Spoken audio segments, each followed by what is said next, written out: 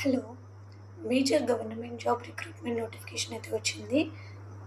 ఎవరైతే గవర్నమెంట్ జాబ్‌లో ప్లేస్ అవ్వాలని చూస్తున్నారో వాళ్ళకిది గోల్డెన్ ఆపర్చునిటీ. సో, మిస్ కాకుండా అప్లై చేసుకోండి.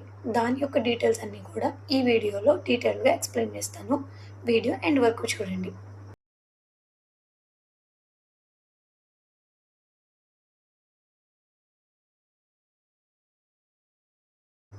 Hello! Welcome to my channel. Every year postal జీడీఎస్‌కి సంబంధించి నోటిఫికేషన్ అయితే రిలీజ్ అవుతూ ఉంటుంది. సో సో 2026లో కూడా పోస్టల్ డిపార్ట్మెంట్‌లో జీడీఎస్ అంటే గ్రామీణ్ డక్ సేవక్ పోస్ట్‌కి రిక్రూట్మెంట్‌కి నోటిఫికేషన్ అయితే రిలీజ్ చేస్తున్నారు. అండ్ వేకెన్సీస్ కూడా చాలా ఎక్కువ ఉన్నాయి. 28,740 వేకెన్సీస్‌కి రిక్రూట్మెంట్ అయితే జరగబోతుంది. సో, ఈ నోటిఫికేషన్‌కి అవసరమయ్యే డీటెయిల్స్ అన్నీ కూడా ఈ వీడియోలో వన్ బై వన్ ఎక్స్‌ప్లెయిన్ చేస్తాను. డీటెయిల్స్ అంటే ఏజ్ లిమిట్ ఏంటి? ఎలిజిబిలిటీ క్రైటీరియా ఏంటి? ఏజ్ రిలాక్సేషన్ ఏంటి? సెలక్షన్ ప్రాసెస్ అనేది ఎలా జరుగుతుంది? సో, ఈ డీటెయిల్స్ అన్నీ కూడా నేను బ్రీఫ్‌గా ఎక్స్‌ప్లెయిన్ చేస్తాను. సో, వీడియో ఎండ్ వరకు చూడండి. ఈ నోటిఫికేషన్ అయితే మిస్ చేసుకోవద్దు.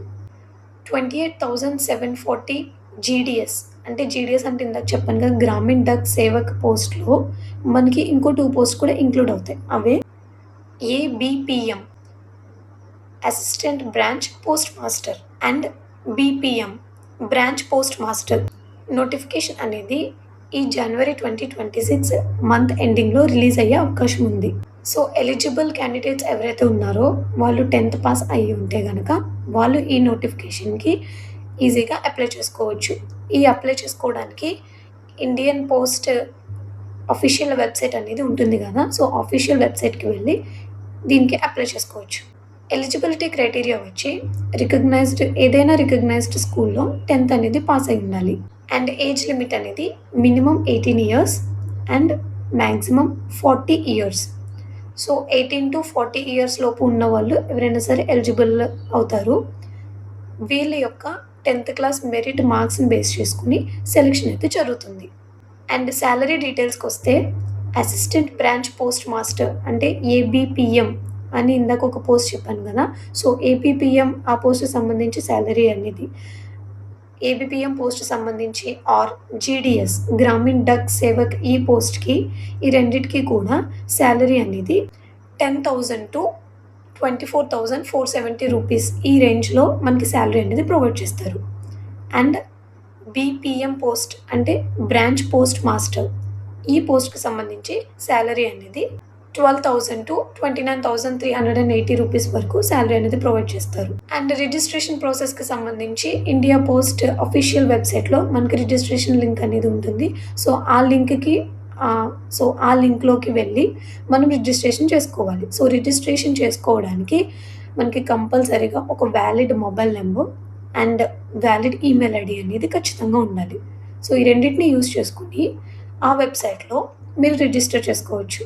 అప్లికేషన్ ఫీ వచ్చి general category, OBC category and EWS categories అంటే ఈడబ్ల్యూఎస్ అంటే ఎకనామికల్ వీకర్ సెక్షన్స్ కేటగిరీస్ ఉన్నాయి కదా! సో, ఆ కేటగిరీస్ వాళ్ళకి రూపీస్ అనేది పే చేయాల్సి ఉంటుంది. And SC, ST, PWD and female applicants ఉంటారు కదా! వాళ్ళకైతే గనక ఫీ పే చేయకుండా వాళ్ళు వితౌట్ ఎనీ ఫీ రిజిస్ట్రేషన్ అనేది చేసుకోవచ్చు. అండ్ ఫీ అనేది కూడా మీరు ఎక్కడ పే చేయాలన్న డౌట్ ఉండదు. మళ్ళీ మీరు ఆన్‌లైన్‌లోనే పే చేసుకోవాలి. మీరు ఎక్కడైతే రిజిస్టర్ అవుతారో అక్కడే ఫీ పేమెంట్ కూడా ఇంకొక పేజ్ ఉంటుంది. అక్కడే మీరు ఫీ పే చేసి రిజిస్టర్ చేసుకోవచ్చు. ఇదంతా కూడా ఆన్‌లైన్ ప్రాసెసే జరుగుతుంది. రిజిస్ట్రేషన్ అండ్ ఫీ పేమెంట్ అన్నిటికి కూడా మనకి జనవరి మంత్ ఎండింగ్‌లో అఫీషియల్‌గా నోటిఫికేషన్ అనేది ఖచ్చితంగా రిలీజ్ చేస్తారు. సో, చేసిన తర్వాత వాళ్ళు అఫీషియల్ వెబ్‌సైట్‌కి వెళ్ళి మీరు రిజిస్టర్ చేసుకోవచ్చు. ఏజ్ రిలాక్సేషన్ కూడా ప్రొవైడ్ చేశారు. ఎస్సీ ఆర్ ఎస్టీ కేటగిరీస్ వాళ్ళకి 5 ఇయర్స్ ఏజ్ రిలాక్సేషన్ అనేది ఉంది. అండ్ ఓబీసీ కేటగిరీ వాళ్ళకి 3 ఇయర్స్ ఏజ్ రిలాక్సేషన్ అనేది ఉంది.